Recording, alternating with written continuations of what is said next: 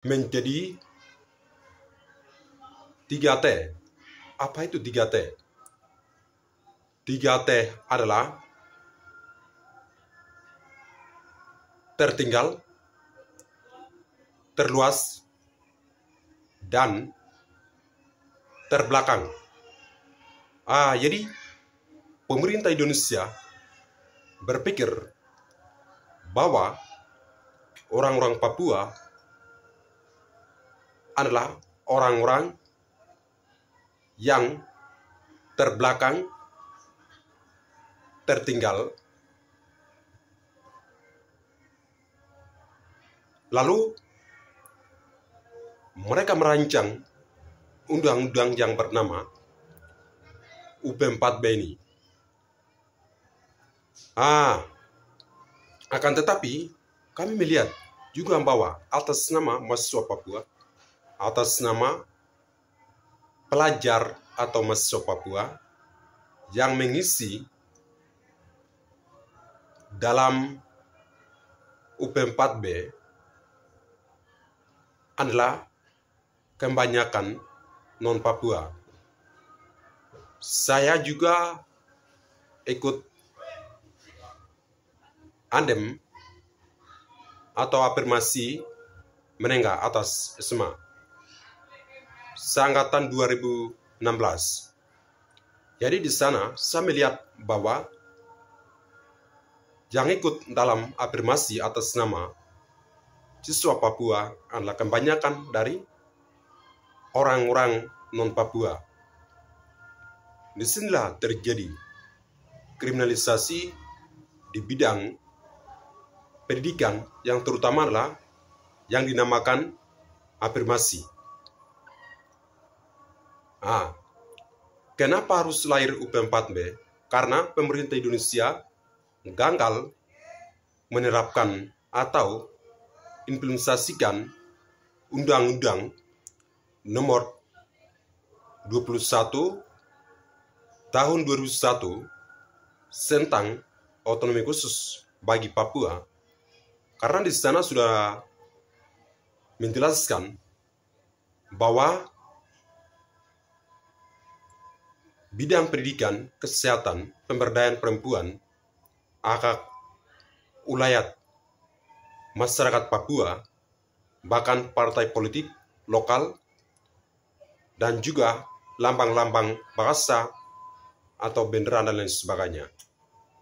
Namun penguasa Indonesia memperkosa atau membunuh undang-undang otonomi khusus tersebut.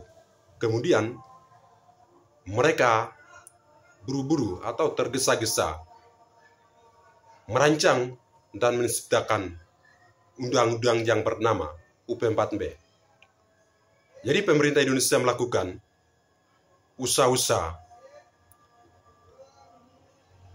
itu semua gagal.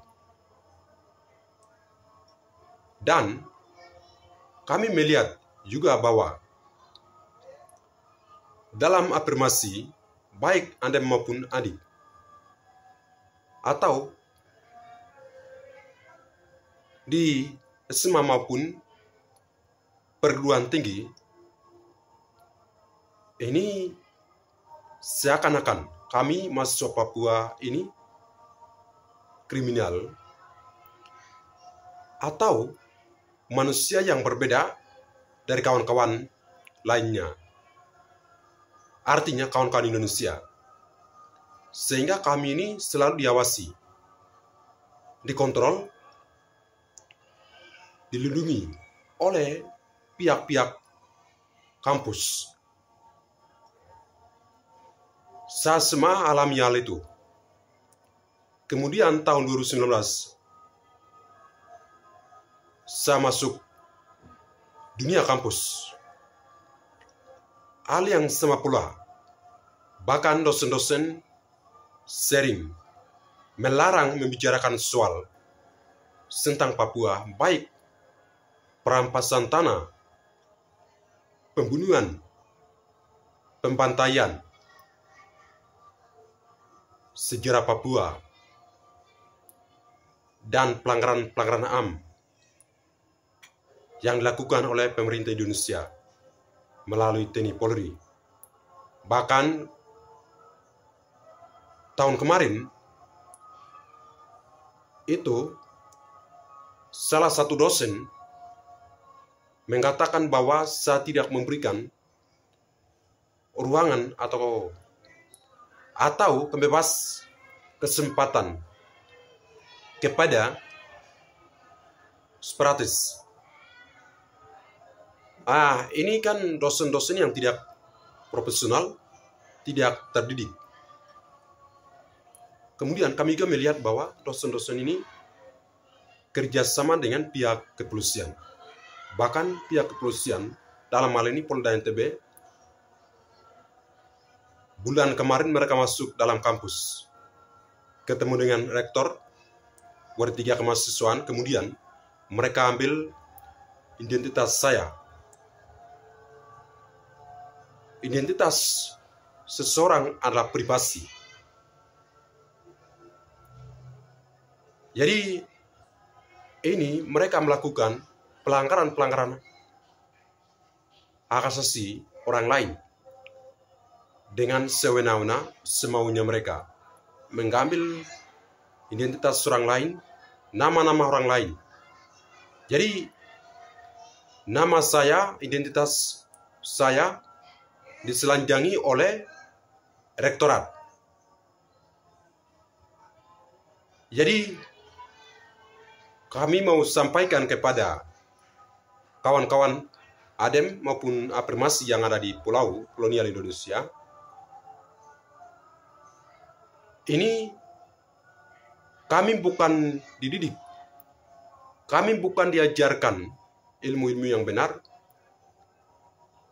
pengetahuan yang benar, melainkan hari ini kami diajarkan ilmu-ilmu bodoh, ilmu-ilmu primitif, ilmu-ilmu kriminal, ilmu-ilmu pembungkaman ruang demokrasi, ilmu-ilmu penangkapan, ilmu-ilmu yang berwatak rasisme, fasisme, dan kriminalitas. Memang benar, bangsa penjajah dia tidak pernah memberikan ilmu yang baik, dia tidak pernah mengajarkan ilmu yang benar. Bahkan negara penjajah, bangsa penjajah, dia tidak pernah menghargai dan menghormati harkat dan martabat bangsa tertindas, bangsa terisap, bangsa terbudak. Jadi kami bangsa Papua ini ditindas, dibudak, disap oleh bangsa kolonial Indonesia. Sehingga mereka tidak pernah memberikan ilmu yang baik, mereka tidak pernah mendidik kami dengan baik. Kami bisa lihat sejarah kami, budaya kami, bahasa kami, adat kami dihancurkan oleh negara Indonesia. Sejarah seperti sejarah New War Agreement, Roma Agreement tahun 1962, aneksasi 1963, Hari Kemerdekaan Papua 1 Desember 1961, Hari PT Freeport 7 April 1967, Hari Pepera atau penentuan pendapat rakyat tahun 1969. Kemudian negara juga tidak pernah mengajarkan budaya-budaya orang Papua, karena negara atau pemerintah menganggap bahwa budaya orang Papua itu tidak bernilai, tidak bermanfaat, sehingga dia mengajarkan budaya-budaya bangsa asing yang kami tidak mengenal. Jadi negara hari ini bukan hanya membunuh orang Papua, akan tetapi dia juga memusnahkan bahasa-bahasa orang Papua. Bahasa orang Papua lebih dari 250-an bahasa. Akan tetapi hari-hari ini beberapa bahasa yang dimusnahkan, dihilangkan, dihapuskan oleh negara ini, digantikan dengan bahasa-bahasa yang kami tidak mengenal. Kemudian budaya kami, bahasa kami, pakaian kami dihilangkan oleh negara ini zaman Soekarno sampai hari ini melalui operasi Trikora, operasi Tumpas, operasi Matoa, operasi Kasuari, operasi Koteka. Ini terjadi tahun 1971, 1977. Jadi orang-orang gunung yang menggunakan pakaian Koteka dibantai, dibunuh oleh negara ini. Jadi benar apa yang dikatakan oleh Mahajipale. Dia mengatakan bahwa jikalau negara mau menguasai sebuah wilayah atau bangsa, terlebih dahulu pertama-tama dia harus menghilangkan budaya-budaya yang dimiliki oleh bangsa itu, bahasa yang dimiliki oleh bangsa itu,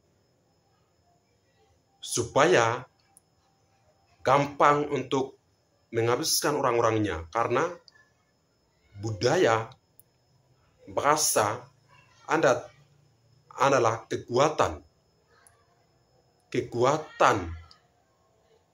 yang tidak bisa dilawan oleh negara atau bangsa manapun. Inilah yang dilakukan oleh negara hari ini terhadap bangsa kami, West Papua. Jadi kawan-kawan afirmasi, Adem,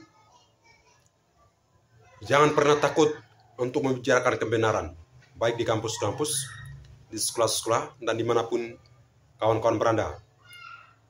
Karena kami melihat bahwa sistem pendidikan hari ini bukan mendidik kami, bukan mencerdaskan kami, akan tetapi membodohkan kami. Bahkan melarang gagasan kami, pikiran kami, ide-ide kami. Inilah tidak manusiawi yang harus dilawan, bukan dipelihara. Jadi jikalau kawan-kawan berpikir bahwa ketika kami membicarakan soal Papua, jati diri kami dikeluarkan dari kampus atau dewa, itu alasan yang tidak benar. Karena uang yang kami gunakan adalah uang kami dari Papua, terutama PT Freeport. Jadi negara hari ini memberikan melalui pembangunan OSUS afirmasi itu adalah hanya sisa-sisa. Tapi mereka gunakan banyak. Mereka membohongi kita, mereka menipu kita. Oleh sebab itu kita harus bangkit dari zona nyaman, kita harus bangun dari tidur nyenyak, kita harus keluar dari zona nyaman untuk melawan penindasan, perbudakan, kriminalisasi, rasisme, penangkapan, pembunuhan, pembantaian. Karena masa depan yang baik adalah manusia yang bebas dari pembunuhan, pembantaian, ketakutan, penindasan. Ini yang dikatakan oleh Van Apeldoorn, sejarawan Belanda. Mungkin itu yang kami bisa sampaikan. Lain kali kami akan memberikan situasi keadaan yang terjadi di negara ini. Karena apabila kita memelihara kejahatan negara, itu sama halnya dengan kami mendukung kekerasan, kami mendukung kejahatan. Oleh sebab itu, kami harus mengungkapkan kebenaran, apa yang kami melihat, apa yang kami alami, apa yang kami rasakan. Itu kami harus bongkar dan menyampaikan. Dan soal menyampaikan apapun, baik lisan maupun tertulis, telah dijamin oleh Undang-Undang 1945 pasal 28F tentang menyampaikan informasi, memperluaskan informasi, mengembangkan informasi, lingkungan sosial, baik individu maupun kelompok. Kemudian Undang-Undang Nomor 14 Tahun 2008 tentang keterbukaan informasi di publik. Jadi kami tidak hanya asal-asal, tapi kami juga berdasarkan dengan landasan hukum yang diciptakan atau dibuat oleh negara ini. Dan